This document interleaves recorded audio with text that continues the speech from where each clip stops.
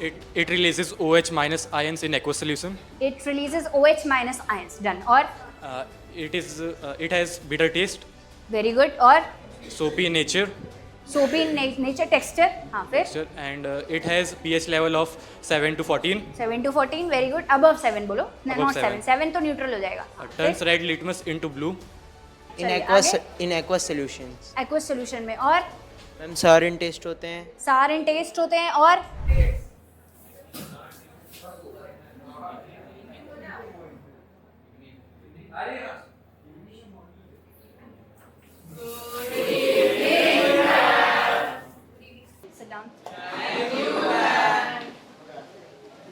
Thanks to you कि आपने first chapter में बहुत अच्छे से कंसंट्रेट होके सुना.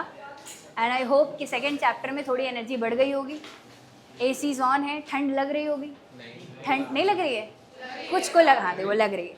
तो ठंड कम करने का एक ही इलाज है. क्या? खुद अपनी एनर्जी को इतना बढ़ाइए कि बॉडी ही हीट रिलीज करने लगे. इसको क्या कहते हैं? बायोलॉजी पढ़ते हो ना, उसमें कुछ कहते हैं इसको थर्मोस्टैसिस या कुछ कहते हैं शायद. यही तो कहते हैं. हीट रेगुलेशन को क्या कहते हैं? थर्मोस्टैसिस ही बोलते हैं शायद, अगर मुझे थोड़ा बहुत याद है बायो तो. ठीक है, तो वो आपको खुद ही करना है. वो कब हो पाएगा? जब आप एनर्जी में रहेंगे, पूरा पार्टिसिपेट करेंगे क्लास में, तो अपने आप चीज़ें हो जाएंगी. ठंड वंड पे ध्यान ही नहीं जाना चाहिए, इतना फोकस होना चाहिए. ठंड लग रही है, गर्मी लग रही है. मैं बच्चा मर गया. नहीं, मैं विलन नहीं हूँ गाइस. ठीक है, चलो. तो चैप्टर नंबर 2 हमारा कौन सा है? Acid, bases and salts. कम से कम 1000 बार आप पढ़ चुके होंगे अभी तक. एज यूजुअल साल बीतने को आ गया है. क्या इसमें से कोई ऐसा बच्चा है जिसने अभी तक छुआ भी नहीं है ये चैप्टर? वाह, जिसने छुआ भी नहीं है, मैं बोल रही हूँ. छुआ है? अच्छा, बस छू के निकल गए हैं, छू के गुजर गए हैं, पढ़ा नहीं है. अच्छा, कोई ऐसा बच्चा जिसको 100% कॉन्फिडेंस है कि कुछ भी पूछ ले सब आता है? आता है अर्नव? ठीक है भाई, अभी हो जाएगा दूध का दूध, पानी का पानी. ठीक है, तो एसिड बेसिस में मुझे पूरी उम्मीद है कि बेटर परफॉर्म करेंगे आप लोग. चैप्टर नंबर 1 की तरह से बेटर. बुरा नहीं था, वो भी सही था. ठीक, तो as the name of the chapter suggests, 3 चीज़ों के बारे में पढ़ना है. Acids, bases and salts. Start करते हैं from number 1. Acids. What are acids? What are acids? चलिए बोलिए. Ma'am, acid can be defined as substances having pH more than 7 to 14 and a scientist. Acid का pH किससे ज़्यादा होता है? 7 से ज़्यादा होता है. Ma'am, sorry ma'am, 0 to 7. Sorry. 0 to 7. Yes ma'am. ठीक है, 7 से कम होता है. Yes ma'am. तो वो एसिड है. ठीक है, पीछे पीछे. कम से कम 4 प्रॉपर्टीज बताइए एसिड्स की, कम से कम. मैम एसिड्स आर और सॉल्ट. सब लोग, बाकी लोग ध्यान से सुनेंगे. उनसे अगर कुछ छूट जाए तो आपको बताना है. स्पेशली आदर्श, आप बहुत ध्यान से सुनेंगे. बताइए. Ma'am acids turns blue litmus to red. आप देख के पढ़ रहे हैं क्या? खुद से बोलिए, खुद से याद है जो आप. It release H+ ions H+ ions release करते हैं एसिड्स. ठीक है अध्ययन? अर्नव, ठीक है. In aqueous solutions. Aqueous solution में. और मैम सारिन टेस्ट होते हैं. सारिन टेस्ट होते हैं. और मैम 0 to 6 उनका pH स्केल 6. मैम 6 7 7 से न्यूट्रल नीचे. होते हैं. हाँ ठीक है, 7 से नीचे. फिर कोरोसिव नेचर के होते हैं. कोरोसिव नेचर के होते हैं. और कुछ छूट रहा है? बताइए. हाँ बताइए. H+ डोनर होते हैं एसिड्स. H+ डोनर्स होते हैं एसिड. अब इससे तो फिर मैं पिछली दुनिया में वापस चली जाऊंगी. मुझे बताइए, 3 लोग थे जिन्होंने एसिड की डेफिनेशन दी थी. वो कौन कौन? मतलब 3 डेफिनेशंस आई थी. Prostate, Louis. है नंबर 1 बताइए, फिर से बताइए. प्रोस्टेट, ब्रॉन्स्टेड एंड लॉरी. ब्रॉन्स्टेड क्या एंड कहा लॉरी. था इन्होंने? इन्होंने कहा नहीं पता. कौन बताएगा? बैठिए बेटा. मैम ब्रॉन्स्टेड एंड लॉरी इन्होंने बोला था कि मतलब एसिड होता है मैम H+ आयन रिलीज करता है. मैम उसके बाद आर्गेनियस आए थे, उन्होंने बोला था कि वो H+ आयन पानी में रिलीज करते हैं. Very good. लुइस आए थे, उन्होंने बोला था जो एसिड होते हैं मैम वो आयन्स रिलीज करते हैं. लुइस ने क्या बोला था? मैम पानी में मतलब मैम वो आयन्स रिलीज करते हैं. आयंस रिलीज करते हैं. अच्छा, 2 ठीक है. लुइस वाला गड़बड़ है। लुइस कौन बताएगा? लुइस एसिड क्या होता है? लुइस ने क्या डेफिनेशन दी थी? बताएंगे आप? पक्का पक्का? चलिए बताइए।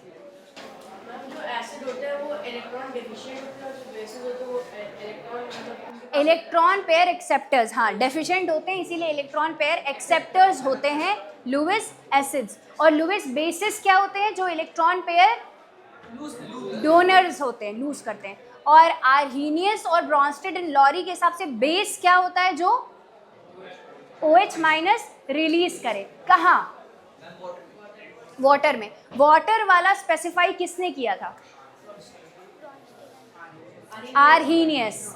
ठीक है, अब ये इतना कंफ्यूजन के बाद कोई एक बच्चा खड़ा हो और मुझे दोबारा से बताए पूरा प्रॉपर एकदम करेक्ट, बिना किसी एरर के, एररलेस। तीनों डेफिनेशंस दोबारा से बताइए बिना किसी एरर के। कौन बताएगा? श्योर?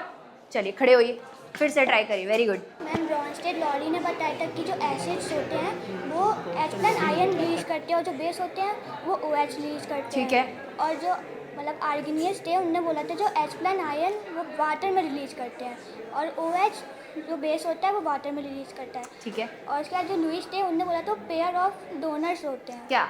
बेस। पेयर ऑफ क्या? इलेक्ट्रॉन। इलेक्ट्रॉन्स। डोनर्स होते हैं। कौन? Base. Basis. Very good, sit down. चलिए एक साथ सब लोग बोलेंगे। आर्हीनियस ने क्या कहा था? जो H+ रिलीज करे इन सॉरी आई मेरे को कम सुनाई देता है। I am not able. Water. जो पानी में H+ रिलीज करे वो एसिड, जो पानी में OH माइनस रिलीज करे वो बेस। किसने कहा था? बिना किसी टर्म्स एंड कंडीशंस के क्या बोला? किसने बोला था कि कुछ?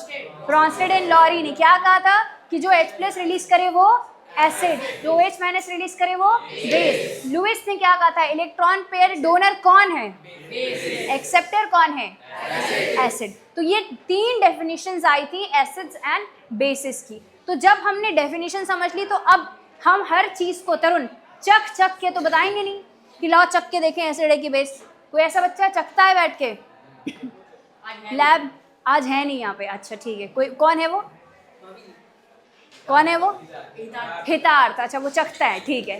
तो भाई हमें ऐसा कोई काम नहीं करना कि हम अगली क्लास अटेंड ना कर पाए, तो इसीलिए हम चखेंगे नहीं। हम कुछ और पदार्थों का इस्तेमाल करके ये जानकारी हासिल करेंगे, प्राप्त करेंगे कि हमें मतलब आइडेंटिफाई कर सकें हम कि कौन सा इसमें एसिड है, कौन सा बेस है। ठीक है, तो ऐसे सब्सटेंसेस जिनकी मदद से आप आइडेंटिफाई कर पाते हैं कि कौन एसिड है कौन बेस है, वो सब्सटेंसेस क्या कहलाते हैं? इंडिकेटर्स। ठीक है। अच्छा, इंडिकेटर्स से पहले जरा प्रॉपर्टीज ऑफ एसिड्स हो गई थी, प्रॉपर्टीज ऑफ बेस बता दो। कौन बताएगा प्रॉपर्टीज ऑफ बेस? ठीक है, वो किधर है?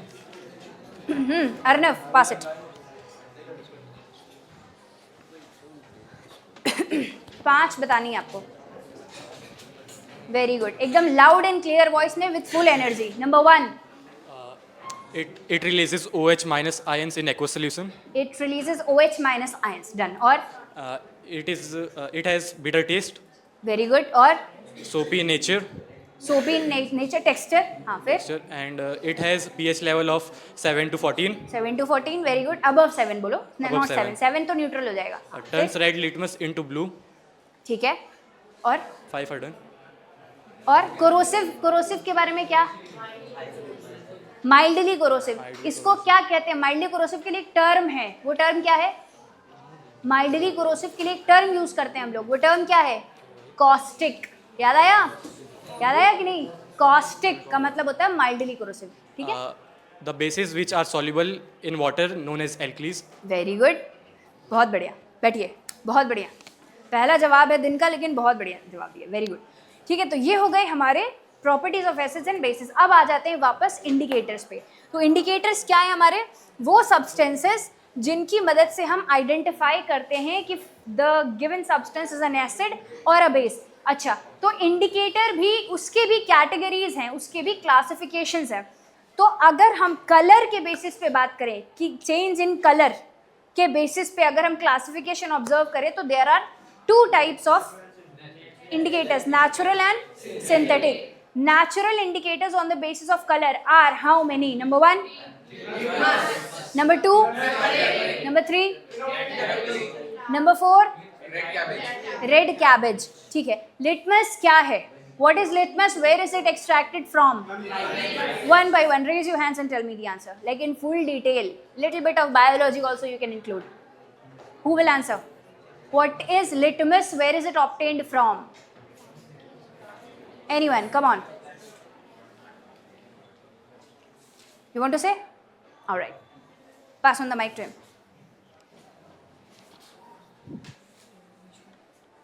Yes. Answer please.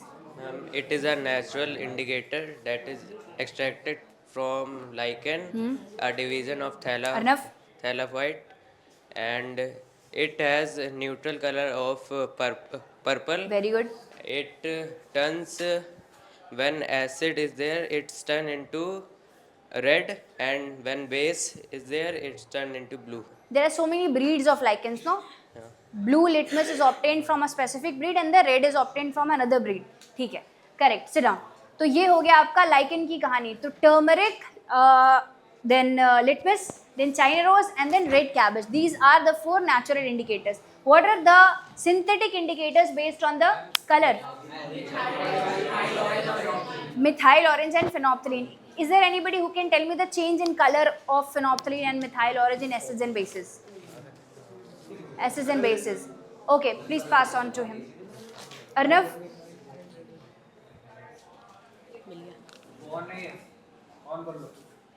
ठीक है, बताइए. मिथाइल ऑरेंज एसिड में कलरलेस होता है और बेसिक में पिंक हो जाता है. आलोक? फिनॉक्सिलिन. आलोक बताइए, बैठिए. मिथाइल ऑरेंज एसिड में रेड रहता है और बेस में येलो रहता है और न्यूट्रल में ऑरेंज रहता है और फिनॉक्सिलिन एसिड में कलरलेस रहता है, बेस में पिंक रहता है और न्यूट्रल में कलरलेस रहता है. Is it correct? Yes. Clap for him. Very nice. Without any confusion. Very good. Sit down. Without any confusion, एकदम fluent answer. ये होता है वो बच्चा जो day 1 से पढ़ रहा है और बाकी आते हैं कुछ ऐसे बच्चे जो ये सीरीज देखेंगे, ठीक है. और ऐसे कौन कौन है? कुछ लोग ऐसे ऐसे बैठे हुए हैं, कुछ लोग सरपंच जी हमारे, ठीक है. चलिए, तो ये हो गया हमारा कौन सा? On the basis of colour 2 indicators, 2 type of indicators. Now on the basis of smell नाम क्या होता है? टाइटल क्या होता है? All factory indicators. कितने तरीके के हैं? 3. नाम बताइए. है onion, clove oil and vanilla. तो एसिड और बेस के साथ क्या आप चेंज ऑब्जर्व करते हैं इसमें? एसिड में कलर ले जाती है, बेस में नहीं रहती. एसिड के साथ स्मेल रह जाती है. No change. बेस के साथ स्मेल या इधर they will lose the smell और वो फेंट हो जाएगी, कम हो जाएगी, ऑल्टर हो जाएगी, स्मेल चेंज हो जाएगी थोड़ी बहुत, ठीक है. Very good. Next is chemical properties of acids, of metals and non-metals, chemical properties of acids and bases. ठीक है, तो आपको बहुत ज़्यादा वास्ट है ये टॉपिक, लेकिन आपके बोर्ड पर्सपेक्टिव से ये बहुत ही आसान, easiest chapter, one of the easiest chapters. Limited number of equations are there. अगर आप उतना ही पढ़ लें तो आप बहुत अच्छा स्कोर कर सकते हैं एग्जाम में, ठीक है. तो नंबर 1, मेटल विद एसिड और बेस. तो हम देखते हैं कि मेटल की रिएक्शन आप चाहे एसिड के साथ कराएं चाहे बेस के साथ कराएं, आपको मिलता हमेशा क्या है? Salt and water, hydrogen gas. तो जिंक की रिएक्शन अगर आप HCl के साथ कराते हैं, वापस जाइए पिछले चैप्टर पे, बताइए ये रिएक्शन पॉसिबल है कि नहीं? Zn प्लस HCl पॉसिबल है कि नहीं है? तो क्यों है? Very good. हाँ जी, रिएक्टिविटी सीरीज में ऊपर है कौन? Zn, zebra, Zn. इसीलिए वो हाइड्रोजन को धक्के मार के निकाल देता है उसके कंपाउंड से और ये रिएक्शन आप ऑब्जर्व करते हैं, ZnCl2 plus H2. Similarly second reaction में भी सॉल्ट बनता है, हाइड्रोजन गैस. तो यानी कि मेटल चाहे एसिड के साथ रिएक्ट करे या बेस के साथ रिएक्ट करे, आपको प्रोडक्ट क्या मिलता है? Salt and hydrogen gas. Number 2, metal carbonate with acid. क्या मिलेगा? कार्बोनेट. मेटल का कार्बोनेट एसिड के साथ रिएक्ट करेगा तो अगेन आपको मिलेगा एक सॉल्ट, वाटर और CO2 gas. CO2 gas because जो कि कहाँ से आई है? कार्बोनेट से आई है, ठीक है. नेक्स्ट, ये जो गैस इवॉल्व हुई है ये CO2 ही है. इसको आप चेक कैसे करेंगे, कैसे आप इंश्योर करेंगे, इसके लिए एक कन्फर्मेटरी टेस्ट आपकी बुक में आपको बताया गया है, आपने किया भी है। कन्फर्मेटरी टेस्ट क्या है? Lime water test. क्या करते हैं आप? CO2 को जो भी वो गैस रिलीज हुई है उसको आप कहाँ से पास करते हैं? लाइम वाटर से। तो क्या ऑब्जर्व करते हैं? मिल्की हो जाता है। कैसा हो जाता है? मिल्की। और थोड़ी देर बाद अगर आप उसी गैस को एक्सेस में पास कर दें तो क्या हो जाता है? वापस से ट्रांसपेरेंट। और ये हो क्यों रहा है? जो मिल्की हुआ वो क्यों हुआ? किसके वजह से? CO2 की वजह से। अरे CO2 ने ऐसा क्या कर दिया उसके अंदर? एक बच्चा खड़ा होकर बताए, एक बच्चा खड़ा होकर बताए कि ऐसा क्या हो गया CO2 पास होने से। चलिए,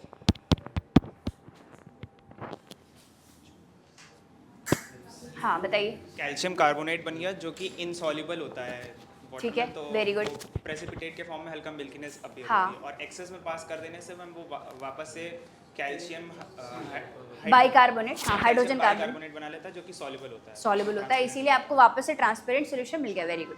तो ये आपके एग्जाम में कन्फर्मेटरी टेस्ट के फॉर्म में भी सीधा सीधा आ सकता है। वैसे वो सीधे हैं नहीं तो वो सीधा पूछेंगे नहीं, वो घुमा फिरा के कि एक गैस इवॉल्व, एक रिएक्शन की हमने जिसमें एक गैस इवॉल्व हुई, उस गैस को हमने एक सोल्यूशन से पास किया तो वो सोल्यूशन टर्बिड हो गया, एट्सेट्रा एट्सेट्रा एट्सेट्रा। कहानी बनाएंगे तो कहानी आपको पसंद है, आप डिकोड कर लेंगे, पढ़े लिखे हैं आप लोग, अच्छे से आ गया आपको चैप्टर। ठीक है, आ गया होगा मेरे ख्याल से, अध्ययन आया।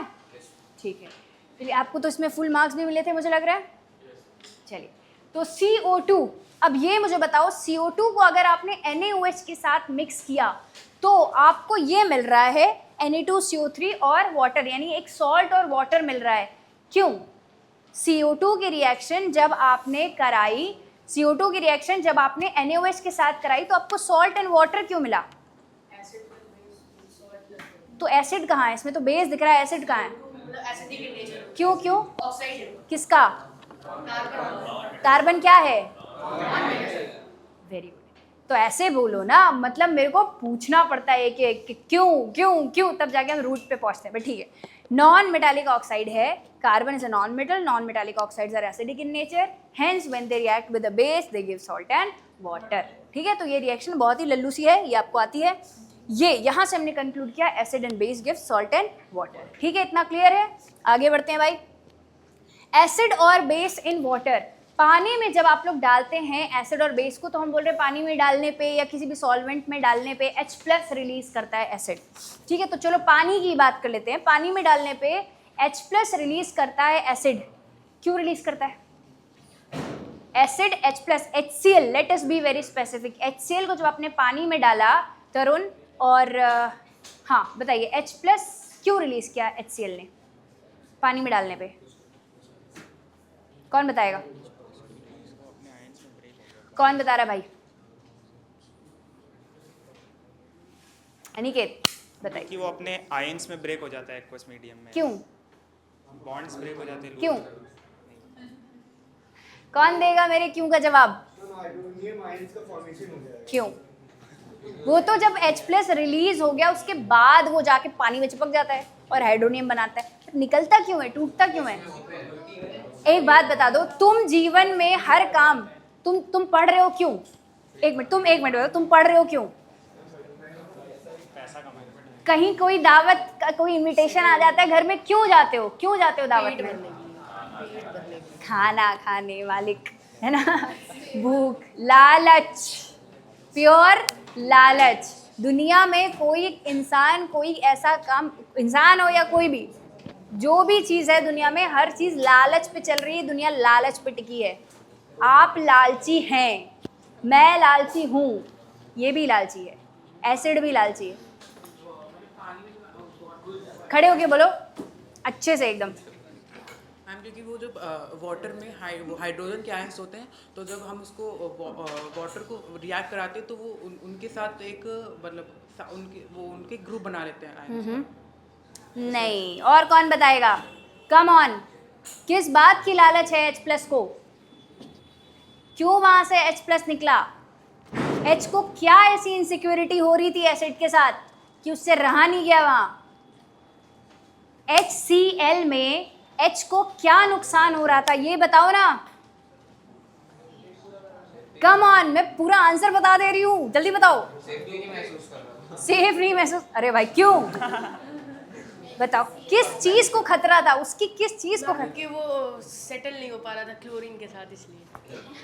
क्या मतलब है तुम्हारा? क्लोरीन उसकी नीड्स पूरी नहीं कर पा रहा। अरे भाई सेटल नहीं हो पा रहा था, क्लोरीन नीड नहीं, अरे भाई साहब गलत जगह हो तुम। अनिकेत चलो बैठो। मैम वो उसके इलेक्ट्रॉन्स ले रहा था, छीन ले रहा क्लोरीन उसके इलेक्ट्रॉन्स ले रहा था, ले रहा था या कुछ और? था। मैम मतलब पोलराइज कर रखा था। खींच रहा था, लेने की कोशिश में लगा हुआ था, डरा रहा था उसको, छीन लूंगा हर पल इनसिक्योरिटी, पल पल जीना मुहाल। किसका? हाइड्रोजन का। तो इसीलिए हाइड्रोजन ने बोला तंग आ गया हूँ मैं, भाड़ में जाओ तुम, मेरे को दिख रहा है वाटर के ऑक्सीजन पे है लोन पेयर, मैं तो वहाँ जाके सेटल हो जाऊंगा एज अर्नव सेट। वहाँ बढ़िया सेटलमेंट दिख रहा था, तो यहाँ से बॉन्ड तोड़ के भाग गए और उनके साथ चिपक गए और H3O+ हाइड्रोनियम बना लिया, खत्म बात। तो ये कारण होता है बॉन्ड टूटने का, लालच। ठीक है, तो याद रखिएगा इसको, लालच की वजह से बॉन्ड टूटता है। तो ये इस वजह से सॉल्ट जो आपके एसिड्स और बेसिस हैं ये आयनाइज हो जाते हैं वाटर में या किसी भी सॉल्वेंट के अंदर। आयनाइज होने का कारण उनका ये होता है लालच। ठीक है, फिर बात आती है डाइल्यूशन की। डाइल्यूशन का मतलब क्या है? डाइल्यूशन का मतलब क्या है? एसिड में पानी ऐड करना या पानी में एसिड? डाइल्यूशन का मतलब है कॉन्सेंट्रेशन कम करना, मात्रा कम कर देना किसी चीज़ की। ठीक है, मतलब आपके सोल्यूट की मात्रा कम कर देना। कैसे मात्रा कम करोगे? सॉल्वेंट बढ़ा दो। ठीक है, मास परसेंट कम कर दो, अपने सब्सटीट्यूएंट अपने सबस्ट्रेट का मास परसेंट कम कर दो। तो अगर हम बोल रहे हैं एसिड को डाइल्यूट करना है, तो एसिड में सॉल्वेंट डालोगे या सॉल्वेंट में एसिड डालोगे? पानी में एसिड। राइट। क्यों?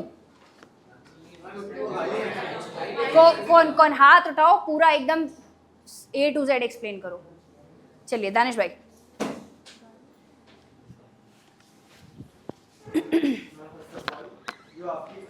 मेरे को लगा बोले जा रहे हैं फर्स्ट ऑफ ऑल अस्सलाम वालेकुम। ओके बताइए। मैम पहली बात, जो आपकी वाटर और एसिड की रिएक्शन है वो हाईली एक्सोथर्मिक है। क्या होते हैं? Highly exothermic. अच्छा, हाईली एक्सोथर्मिक, ठीक तो है। मैम उससे क्या होगा, अगर आप पानी में एसिड को डालेंगे तो मैम वो आपका छिट्टे उसके आ सकते हैं आप पे, तो मैम प्रोटेक्शन मुझ पे थैंक यू दानिश भाई।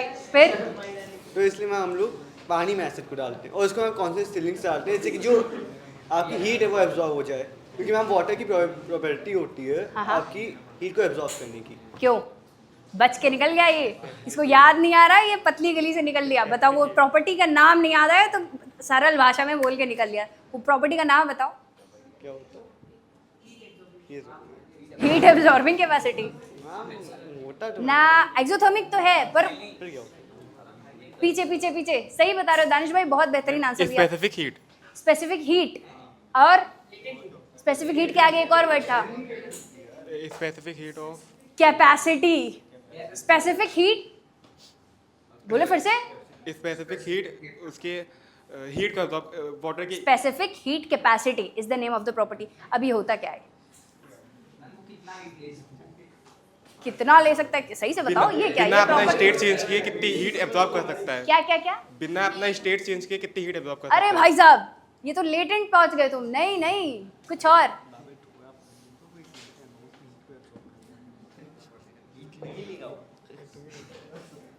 बताओ, बोलो तो कोई बात नहीं, गलत जाएगा, इट्स ओके, बोलो। नहीं? अच्छा चलो विराट बताओ क्या कह रहे थे? क्या है स्पेसिफिक हीट कैपेसिटी? बाकी किसी को नहीं बोलना। Girls what are you doing? क्यों नाक कटा रहे हो मेरी गाइस? मैम जैसे 1 लीटर पानी है आपके हाँ। पास, अब मैम उसकी कैपेसिटी होगी कि वो इतनी हीट आपकी एब्जॉर्ब कर सकता है। उससे हमारी मैम क्या उस बोल रहे पानी हो? ठीक है, मैम उस पानी की एक कैपेसिटी होगी, वो उसके ऊपर एब्जॉर्ब नहीं कर सकता मैम। ठीक। उसके ऊपर उसका स्टेज जो है मैम वो चेंज भी हो सकता है। फिर तुम लोग लेटेंट हीट पहुंच गए भाई, क्या कर रहे हो? कोई लेटेंट वीटेंट नहीं, बैठो। Girls I need the answer. What is specific heat capacity? हाँ बताइए। मतलब पानी इसलिए मैं मतलब पानी में एसिड इसलिए डालते जब वो मैम हीट को एब्जॉर्ब कर लेता है। वो इसलिए करता है क्योंकि मैम जो ऊपर की जो मैम लेयर होती है मैम एवोपरेट कर जाती है। नहीं बेटा, आप लोग पता है क्या कर रहे हैं, बैठिए। आप लोग अपना क्लास 9th का टॉपिक मिला दे रहे हैं, उसमें लेटेंट हीट पे पहुंच जा रहे हैं। फिर से सुनो, हाँ, टेम्परेचर, अपने टेम्परेचर को 1 डिग्री बढ़ाने के लिए एक fixed mass of a substance कितनी हीट एब्जॉर्ब कर सकता है, ठीक है। तो जो जितनी ज़्यादा अमाउंट ऑफ हीट एब्जॉर्ब करके 1 डिग्री सेल्सियस बढ़ा रहा है वो अच्छा, या फिर जो चुन्नू से हीट एब्जॉर्ब करके बढ़ा दे रहा है टेम्परेचर वो अच्छा? खूब सारी हीट एब्जॉर्ब करे फिर भी उसका टेम्परेचर ना बढ़े, वो बेहतर है हमारे लिए। हमारी गाड़ी का इंजन जब गर्म होता है तो उसको वहाँ उससे प्रोटेक्ट करने के लिए क्या करते हैं हम लोग, इंजन फट ना जाए, खराब नहीं हो जाए, क्या करते हैं, कूलेंट डालते हैं। कूलेंट में वाटर यूज़ करते हैं, क्यों? क्योंकि उसकी स्पेसिफिक हीट कैपेसिटी हाई है, वो ज़्यादा हीट एब्जॉर्ब करके भी अपने टेम्परेचर को सस्टेन कर सकता है, ज़्यादा बढ़ने नहीं देता है। दैट इज़ वाई वो उसकी जो है स्पेसिफिक हीट कैपेसिटी हम बोलते हैं ज़्यादा, ठीक है। तो स्पेसिफिक हीट कैपेसिटी पानी की ज़्यादा है, इसीलिए हम लोग ऐसे ड्रॉप करके उसमें डालते हैं अगर हमें डाइल्यूशन करना है तो, ताकि जितनी हीट तो रिलीज़ होगी वो सारी क्या हो, पानी एब्जॉर्ब करते रहे साथ साथ, ठीक है। तो ये है हमारा डाइल्यूशन। नेक्स्ट आता है हमारा स्ट्रेंथ को हम लोग पीएच जो आपका एसिड या बेस है उसकी स्ट्रेंथ को हम लोग मैथमेटिकली कैसे मेजर कर सकते हैं, ठीक है। रोनित बताइए ज़रा, पीएच स्केल कहाँ से कहाँ तक होती है? पीएच स्केल कहाँ से कहाँ तक होती है बताइए। अब सब लोग एक्टिव हो जाएं क्योंकि अब मुझे चाहिए आंसर्स बहुत सारे। बताइए 0 to 14। न्यूट्रल पीएच क्या है? 7. किसका होता है? वाटर, कहाँ का water? Dilute water, pure. Dilute water, ये क्या होता है? Ma'am pure water, pure water. ठीक है, बैठिए। ठीक है, और अब मुझे बताइए पीएच हम लोग डे टू डे लाइफ में पीएच कहाँ कहाँ ऑब्जर्व करते हैं? मेरे को बताइए आप।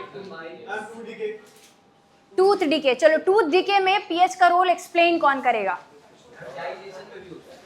टूथ डिके एक्सप्लेन करिए, फिर हम लोग नेक्स्ट वाले पे जाएंगे। कौन एक्सप्लेन करेगा? अलीशा, टूथ डिके में एक्सप्लेन करिए पीएच का रोल, बताइए। Boys, pin drop silence. Ma'am mouth का पीएच बिलो 5.5 होता है तो वो एसिडिक ज़्यादा हो जाता है, तब हमारा टूथ मतलब जो हार्डेस्ट एनामल होता है सबसे हमारी बॉडी में वो डिके होना शुरू हो जाता है, तब ज़्यादा एसिडिक हो जाता है मीडियम हमारा। और ये होता कैसे, दांत का पीएच 5.5 के नीचे जाता कैसे है? मैम जो हम लोग सब्सटेंस मतलब खाना खाते हैं, मैं ब्रश नहीं करते तो मैं वहीं पे रह जाता है, और जो बैक्टीरिया तो उस पर फीड करते, रिप्रोड्यूस करते, फिर वेस्ट आता है उसी से। इंजेस्ट करते हैं, खाना खाते हैं तो वो उस खाने को डाइजेस्ट करने के लिए वो अपने लिए एंजाइम्स रिलीज करते हैं। वो enzymes are acidic in nature which there by what happens, it reduces the pH of the mouth. Very good, sit down. ठीक है, तो ये हो गया पहला। दूसरा बताइए, दूसरी पीएच का दूसरा role digestion. Explain digestion, explain. Aniket, okay Aniket. Anybody else other than Aniket? नहीं, चलो बताओ, अच्छे से बताना, एकदम शुद्ध देसी भाषा में बताओ। Our stomach Okay. that help in digestion. हाँ, If the acid is excess, it causes indigestion in our stomach. We use a mild base antacid that act as an antacid. Usually used mild bases are magnesium hydroxide. Common name for it is milk of magnesia. Very good. अच्छा एक बात और बताओ, ये indigestion कैसे हो जाता है हमें? मतलब कैसे हो जाता है इंडाइजेशन? जब हम भंडारे में कितनी पूड़ियाँ खा लें? 50। पेट है कि कुआं है? बैठो, वेरी गुड। अगला दूसरा मतलब तीसरा बताओ। पीएच, सॉइल, पीएच का रोल इन सॉइल कैसे? अगर मान लीजिए सॉइल हमारी ज़्यादा एसिडिक हो गई है, हमको इतना एसिडिक नहीं चाहिए अपना, उस पर क्या बोलता है, क्या नाम है उसका, जैकी श्रॉफ, झाड़ उगाने के लिए अगर हमको अपना सॉइल का पीएच उतना नहीं चाहिए, कम, थोड़ा ज़्यादा चाहिए, बहुत एसिडिक नहीं चाहिए, तो क्या करें? नींबू निचोड़ दें, लाइमिंग कर दें, है ना? कह रहे हाँ, लाइमिंग मतलब नींबू निचोड़ना। क्या होता है liming? Calcium oxide, calcium hydroxide, calcium carbonate, चूना लगा दे, चूना, खेत को चूना लगा दो, ठीक है। तो क्या होगा, उसका पीएच जो है वो बढ़ जाएगा थोड़ा और बेसिक की तरफ जाएगा, जो कि न्यूट्रलाइजेशन रिएक्शन करके हमारे पीएच को, सॉइल के पीएच को मेंटेन कर देगा। और बताइए इसके अलावा, और केमिकल वॉरफेयर था एक, वो क्या था? हाँ, सेल्फ डिफेंस। वो क्या था केमिकल वॉरफेयर में, आपने क्या पढ़ा है? हनी बी का स्टिंग, कौन? Very good. और एंट के स्टिंग में कौन सा एसिड होता है? Formic acid. अच्छा, नेटल लीव्स। तो ये तो क्या है, एक हमारा इमेजिनेशन है, मत डिफेंस मैकेनिज्म। जो नेटल की लीफ है, क्या माना जाता है कि उसका जो तोड़ है वो क्या है, एंटीडोट उसका क्या है? किसकी? डॉग प्लांट की लीव्स, ठीक है। ऐसा माना जाता है कि वो बेसिक नेचर की होगी और वो न्यूट्रलाइजेशन रिएक्शन के थ्रू क्या कर देती है, हमारे दर्द में हमें आराम देती है अगर हमें नेटल की पत्ती लग गई हो तो, ठीक। चलो, और कुछ था पीएच में? श्योर, अगर मिल गया ना मुझे कुछ बचा हुआ फिर देखना बेटा। Done, teeth done, animal warfare done, soil done, human blood का पीएच 7.4, प्योर वाटर 7.4। समझ रहे हो, तुम खून पीते हो या पानी पीते हो, कोई फर्क नहीं है दोनों में, दोनों का पीएच एक ही है, दोनों में से कुछ भी पी सकते हैं गाइस। नेक्स्ट, गैस्ट्रिक जूस 1.2, लगभग सबके पेट का पीएच अलग अलग होता है डिपेंडिंग कि वो कितना तेल मसाला खाता है, ठीक है। Lemon juice 2.2, milk of magnesia 10, NaOH 14, सबसे बेहतरीन बेस NaOH, मोस्ट बेसिक।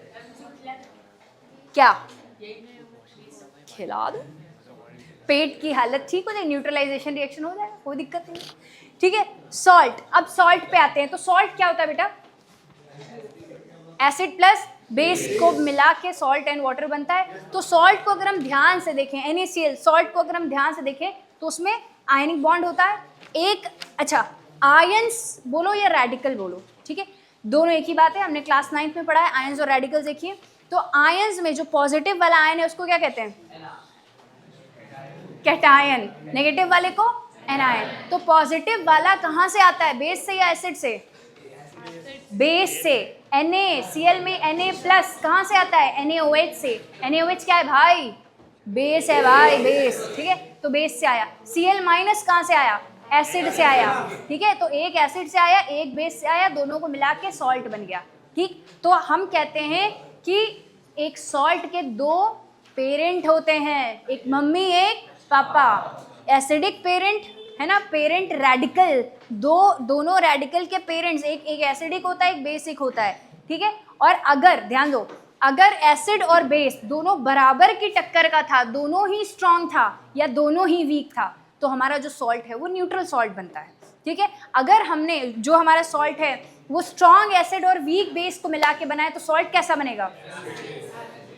हाँ, स्ट्रांग वाले के कैरेक्टर को इनहेरिट करेगा, ठीक है। तो ये हमारे हो गए टाइप्स ऑफ सॉल्ट। देन ये आपकी एक रिएक्शन है NaCl प्लस H2O। ये आपके NCERT की जो फर्स्ट पार्ट है आपका चैप्टर का वो यहाँ पे ख़त्म हो जाता है। और सेकंड पार्ट जो कि बहुत ही आसान पार्ट है, उसमें आपको सीखना है कि सॉल्ट से आप और क्या क्या बाई प्रोडक्ट्स बना सकते हैं। तो सॉल्ट से एक जो स्टार्ट होती है, जहाँ से हमारे बाई प्रोडक्ट्स बनाने की, सिंथेसिस करने की, बाई प्रोडक्ट्स की जो हमारी शुरुआत है, जो जिस रिएक्शन से शुरुआत होती है, उस रिएक्शन का नाम क्या है बेटा? क्लोर अल्कली प्रोसेस। उसमें क्या करते हैं हम? ब्राइन सोल्यूशन लेते हैं। तो ब्राइन सोल्यूशन क्या है? NaCl प्लस H2O, ठीक है। अब मैंने आपको बताया है कि NaCl और H2O में जो ब्राइन सोल्यूशन होता है, दोनों में से जो आपका सॉल्ट सोल्यूशन है वो कॉन्सेंट्रेटेड होगा या डाइल्यूट होगा? कॉन्सेंट्रेटेड होगा। कॉन्सेंट्रेटेड, नमक खूब सारी मात्रा में नमक लेते हैं, पानी क्यों? कॉन्सेंट्रेटेड लेंगे, ज़्यादा लेंगे, तभी इलेक्ट्रोलिसिस में प्रोडक्ट के साइड में हमको क्या मिलेगा? ये प्रोडक्ट्स मिलेंगे हमको, ठीक है। अदरवाइज Cl2 नहीं डिपॉजिट होगा। इलेक्ट्रोलिसिस में हमने पढ़ा है, अगर हम जो सॉल्ट का सोल्यूशन है, अगर हम डाइल्यूट ले लेंगे, NaCl की मात्रा कम होगी तो OH माइनस डिपॉजिट हो जाएगा, ऑक्सीजन का फॉर्मेशन हो जाएगा इंस्टेड ऑफ क्लोरीन, ठीक है। तो ये कॉन्सेंट्रेटेड सोल्यूशन लेते हैं हम। देन क्या बनता है, NaOH, Cl2 और H2। अब इन तीनों का भी अगर दुनिया में देखो जितनी भी चीज़ें हैं दुनिया में, हर एक चीज़ का इंसान क्या करता है, एक्सप्लॉइटेशन। क्या करता है, एक्सप्लॉइटेशन। इंसान बना ही है चीज़ों को इस्तेमाल करने के लिए, ठीक है, चीज़ें एक्सप्लॉइट करने के लिए। आप लोग क्या करते हैं, एक्सप्लॉइट करते हैं। अच्छा ठीक है, तो देखो जो हमारे 3 प्रोडक्ट्स हमको मिले और तीनों को हमने इस्तेमाल किया, ठीक है, तीनों का काम नहीं होता तो हम बनाते क्यों, ठीक है, हमें ज़रूरत है इसलिए हम लोग उसको बना रहे हैं, सिंथेसिस कर रहे हैं। तो जो तीनों हैं उनमें से पहला जो आपका बेस बना NaOH, अच्छा एक मिनट, इसका नाम क्लोर एल्कली प्रोसेस है क्यों, क्योंकि इसमें क्लोरीन बन रहा है और एक एल्कली बन रहा है। एल्कली क्या है, water soluble base, aqueous, water soluble base, पानी में जो डिसॉल्व हो सके। Very good. तो NaOH का काम क्या क्या है, ये अगर आपका कपड़े में आपके ग्रीस लग गई हो या कहीं भी आपको ग्रीस रिमूव करनी हो तो आप क्या करते हैं, NaOH डाल दें, उसको धो दें NaOH की मदद से, बेस की मदद से, और क्या होगा, आपका ग्रीस वहाँ से हट जाएगा। सोप में, डिटर्जेंट बनाने में, पेपर मेकिंग, आर्टिफिशियल फाइबर्स, इन सारी इंडस्ट्रीज में NaOH का इस्तेमाल होता है। Next is chlorine. आपको पता ही है, आप लोग अगर किसी सोसाइटी वगैरह में रहते हो, फ्लैट्स में रहते हो, तो आपके फ्लैट में, वो सोसाइटी में स्विमिंग पूल होगा। नहाते हो कभी स्विमिंग पूल में, सोसाइटी वाले स्विमिंग पूल में नहाते हो, नहीं नहाते हो, क्यों, क्योंकि वहाँ पे क्लोरीन का इस्तेमाल नहीं होता है बल्कि और चीज़ों का इस्तेमाल होता है। सफाई ही नहीं होती है कभी स्विमिंग पूल की। पिछली बार कब हुई थी सफाई तुम्हारे यहाँ की स्विमिंग पूल की, कभी नहीं। तो स्विमिंग पूल बचा कैसे है अभी तक, पानी डालते हैं साफ करने की, ओ बैड मैन, ठीक है। तो वाटर को जो आपका जो क्लोरीन है उसका इस्तेमाल कहाँ कहाँ होता है, देखो वाटर ट्रीटमेंट में होता है, पूल्स में, PVC, CFC, plasticides, sorry pesticides, pesticide बनाने में भी क्लोरीन का इस्तेमाल होता है, ठीक है। नेक्स्ट हाइड्रोजन कहाँ कहाँ इस्तेमाल होता है, hydrogen as a fuel use होता है, इन मार्गराइन यूज़ होता है, अमोनिया फॉर फर्टिलाइजर्स, फर्टिलाइजर्स की सिंथेसिस में भी इस्तेमाल होता है। अच्छा मैर्गराइन क्या है, मार्गरीटा का भाई, बटर का सब्स्टिट्यूट, और आसान भाषा में बताओ, ठीक है, ब्रेड स्प्रेड, और बेसिक बिल्कुल बताओ, बेसिक क्या है मार्गराइन, जानते हो, वनस्पति घी, वनस्पति घी, वेजिटेबल ऑयल होता है मार्गराइन। क्या होता है, वेजिटेबल ऑयल। और पता है इसका इस्तेमाल, हाइड्रोजन कहाँ इस्तेमाल होता है मार्गराइन बनाने में, जो वेजिटेबल ऑयल है, हाँ बताओ, कुकिंग के लिए तो होता है। देखो जैसे सरसों का तेल, सरसों का तेल अच्छा होता है कि रिफाइंड ऑयल, रिफाइंड ऑयल।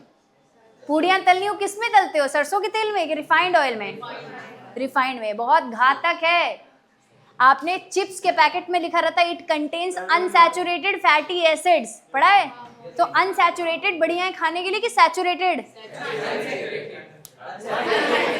तू खाता है अनसैचुरेटेड, सैचुरेटेड खाता है ये भाई, हाँ अच्छा ठीक है, ठीक है। तो जो आपका जो अनसैचुरेटेड है वो बेटर है, क्यों, क्योंकि वो जो अनसैचुरेटेड वाले स्पेसेस है वहीं पे जाके एंजाइम्स एक्शन करते हैं, एंजाइम्स वहीं पे अटैक करते हैं और कॉम्प्लेक्स मॉलिक्यूल को सिंपलर मॉलिक्यूल्स में कन्वर्ट करते हैं। अच्छा क्या बोला था मैंने अभी, हाँ मैं कह रही थी कि मार्गरेन क्या है, उस पर बात हो रही थी। तो जो सरसों का तेल है उसका ध्यान दो, ऑर्गेनिक केमिस्ट्री, हाइड्रोजिनेशन, जो हमारा सरसों का तेल है वो बेहतरीन होता है, हाईली अनसैचुरेटेड होता है, उसमें खूब सारे मल्टीपल बॉन्ड्स होते हैं उसके स्ट्रक्चर में। लेकिन हम क्या करते हैं, इंसान है खुराफाती, इंसान क्या करता है, हाइड्रोजिनेशन कर डालता है, डबल बॉन्ड्स खत्म कर डालता है। क्यों करता है, अगेन लालच, लो हम कह रहे हैं घातक है, कैसे डाइजेस्ट हो जाएगा सैचुरेटेड, अनसैचुरेटेड को तुम सैचुरेटेड में कन्वर्ट कर दोगे तो वो डाइजेस्ट तो नहीं होने वाला इजीली। मगर एक फायदा है, जो खा रहा है उसको कोई फायदा, जो खरीद रहा है उसको फायदा नहीं है, जो बेच रहा है उसको फायदा है। क्यों, क्यों, सस्ता, ना ना ना ना ना ना ना ना, जल्दी खराब नहीं होता, उसकी शेल्फ लाइफ बढ़ जाती है। तुम एक बात बताओ, जब तुम्हारा पेट नहीं हजम कर पा रहा है तो और कोई चीज़, तो सारे ऑर्गेनिजम्स तो एंजाइम से ही एक्शन करते हैं, कोई भी चीज़, कोई भी माइक्रोब्स उसको हजम नहीं कर पाते इजीली, क्योंकि आपने क्या करा है, अनसैचुरेशन खत्म कर दिया है, ठीक है, सैचुरेटेड में कन्वर्ट कर दिया, इसीलिए रिएक्टिविटी कम हो गई। पढ़ा है saturated hydrocarbons are less reactive, याद आया कि नहीं? इस वजह से उनकी एक्टिविटी कम हो जाती है और उनकी शेल्फ लाइफ बढ़ जाती है। सरसों का तेल जल्दी खराब होगा as compare to refined oil, ठीक है। तो ये मार्गराइन बनाने में इस्तेमाल होता है। इससे मुनाफा किसका होता है? जो बेच रहा है उसका, आपका घाटा ही घाटा, उनका कुछ नहीं जाता, ठीक है। चलिए अब पढ़ते हैं आगे, अगले स्टेप पे आते हैं कि ये जो आपके बाई प्रोडक्ट्स आए हैं, ये आखिरी पार्ट है आपके चैप्टर का, 2-3 टॉपिक्स बचे हैं बस। तो जो आपने बाई प्रोडक्ट्स अभी बनाए, उसके क्लोर एल्कली प्रोसेस के बाई प्रोडक्ट्स कहाँ कहाँ इस्तेमाल होते हैं? तो क्लोरीन का इस्तेमाल, अगर आप इसको, क्या नाम है इसका, कौन सा लाइम, स्लेक्ड लाइम के साथ अगर आप रिएक्ट करा दें तो ये बनेगा, ये है क्या, ब्लीचिंग पाउडर। ब्लीचिंग पाउडर का इस्तेमाल कहाँ कहाँ होता है? आपको ये एग्जाम में आता है कि ये प्रोडक्ट क्या है, इसका नाम लिखिए, इसका इस्तेमाल कहाँ होता है, बताइए जल्दी से।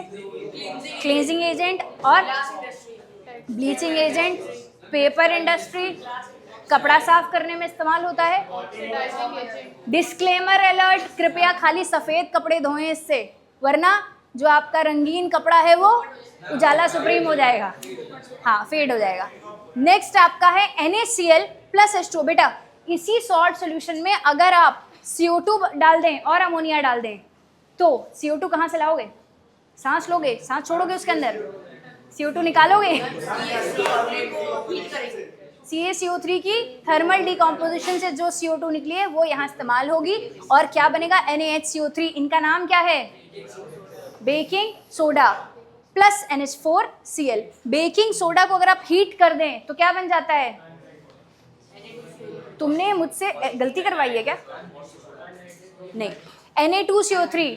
फिर ये क्या होता है, मॉइस्चर एब्जॉर्ब करके कन्वर्ट होता है Na2CO3.10H2O, जिसका नाम है वॉशिंग सोडा। Very good. अगर आप इसी बेकिंग सोडा में कोई एडिबल एसिड मिला दें तो क्या बन जाता है? बेकिंग पाउडर, ठीक है, बेकिंग पाउडर बन जाता है। तो बेकिंग सोडा और बेकिंग पाउडर में क्या डिफरेंस है भैया?